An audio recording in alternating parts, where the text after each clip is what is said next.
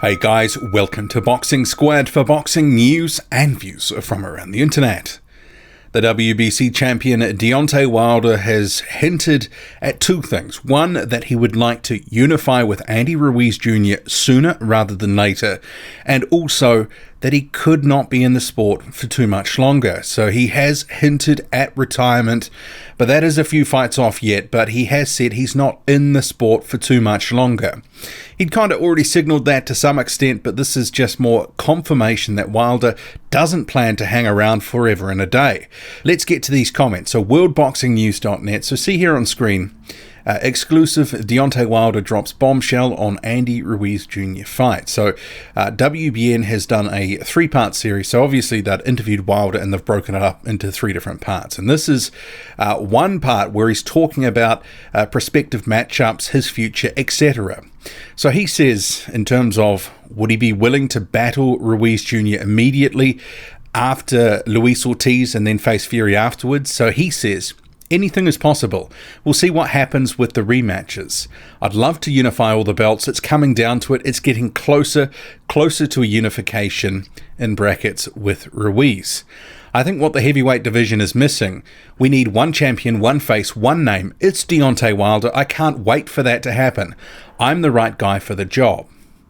So I will just jump in there. So it's actually, while Wilder sort of says that it's getting closer, it's going to happen, I'm looking at the situation going, how is it going to happen? And there's a number of reasons why I say that, because one, we'll start with Deontay Wilder and his comments in terms of he's already stated publicly that it was going to be Ortiz and then Fury. And he's made much of when he says something that it's going to happen, that it's going to happen. And he said the order was going to be Ortiz and then Fury. But just from a practical standpoint, Deontay Wilder only fights twice a year. And this would be his second fight against Luis Ortiz next. This is sometime towards the back end of 2019. So presumably, if Ruiz Jr. was to win his rematch, for example, then that fight would probably be in sometime between February and April of 2019. So February to April 2019 is when ESPN and Top Rank Tyson Fury are talking about a Deontay Wilder rematch. So is that going to fit in with the plans of the other side of the equation? Because he may not get to face Tyson Fury if he sort of goes for Ruiz Jr. should Ruiz Jr. beat Anthony Joshua. But the more sort of pressing part of this, which makes me think that's not going to happen, is actually belts will probably be dropped. If Ruiz Jr. gets through Anthony Joshua in the rematch, manages to defeat him, the mandatory situation is going to become quite untenable. There's actually no mandatory challenges that are happening in 2019. They are piling up. They've been piling up since last year. It sort of seemed that, the first fight for this year would probably be a mandatory challenge, but the sanctioning bodies allowed Anthony Joshua to have a voluntary, and given he only fights 2 times a year, I thought that was in part surprising. But now that there's the rematch, which the sanctioning bodies are on board with, the WBO is going to make the winner of that fight face Alexander Usyk. So if Ruiz Jr. then decides to face Deontay Wilder, I think he will be stripped by the WBO. And there could even be scope for the IBF, which hasn't had its mandatory challenge fulfilled since September 2017. It may also act in that situation as well, because it is behind the WBO in the queue, and it won't want to continue waiting. It might decide to strip Ruiz Jr. as well. The WBA does not currently have a mandatory. It was the last one, Alexander Povetkin, in 2018. Of the 3 belts that Joshua held, the last mandatory to actually be staged. So they have theirs about every 18 months to fall in line with the order that had been, WBA, WBO, IBF, and the rotating nature of that. So if Andy Ruiz Jr. beats Anthony Joshua, undoubtedly, in my belief, he probably will be stripped of a belt, possibly even 2 if he decided to face Deontay Wilder. And what that would mean is the belts would be split up. So as a result, there would not be an undisputed fight. But then again, Deontay Wilder didn't say undisputed there. He said unify. So there could still be scope to unify a couple of belts, his WBC and the WBA.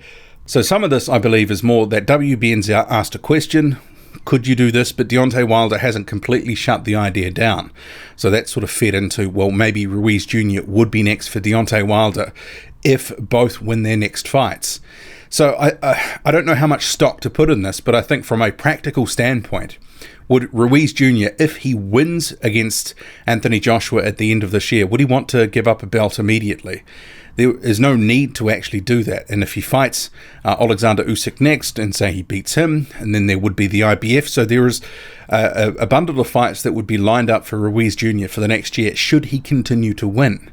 But potentially because he is a PBC fighter, maybe the powers that be, Al Heyman, would look to go, okay, well, we can drop a belt. Let's make a unification between Ruiz Jr. and Deontay Wilder. That could happen, but the collateral damage would be probably dropping a belt. And moving on to the other issue here, so Deontay Wilder has sort of hinted at retirement sooner rather than later. The story says Wilder made it clear he's not going to be hanging around until his 40s, as rival Tyson Fury stated. Wilder says, I'm not going to be in this game long. I want to unify the division, defend my titles a few times, but I don't know how many times in that field it would be, but it's not going to be a real long run for me. I just don't think so. I'm going to retire right. I came into the game right.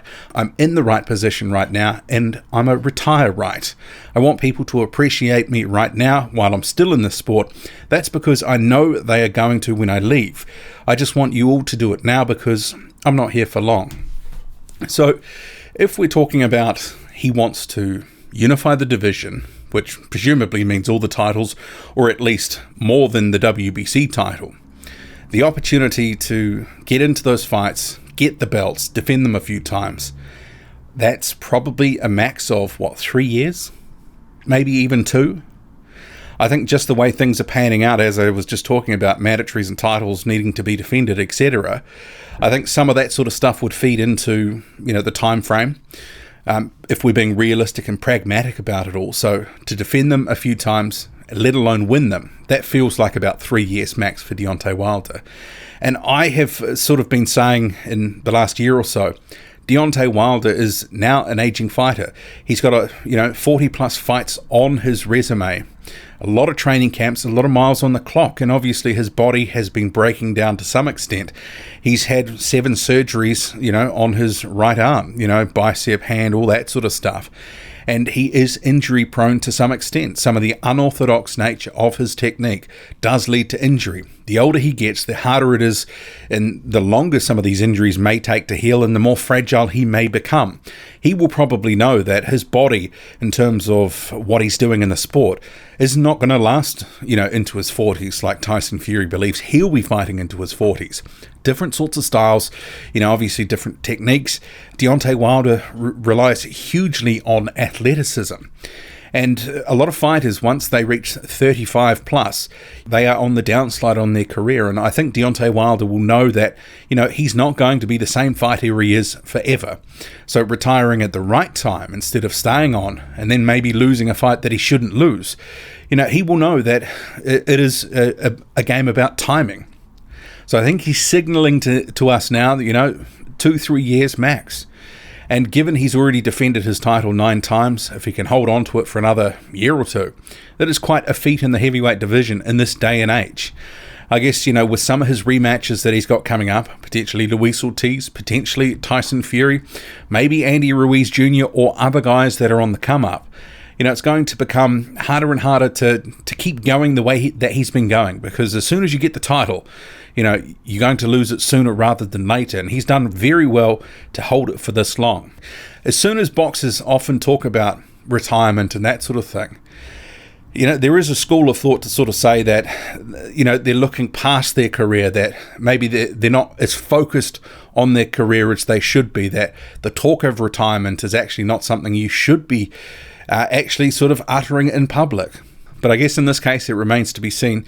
Let's just see Deontay Wilder get through his next fight or two, and maybe it'll be the judge on where he's really at in his career. Because I said at the start of this year, one of the things that for Deontay Wilder is, can he remain healthy? Because he is so injury prone and has been at picking up nasty injuries, and that's part of the reason he only fights 2 times a year. But what do you make of it all? Drop a comment, loud and often. Hit like, hit subscribe, follow me on Twitter, boxing_squared. I'm out.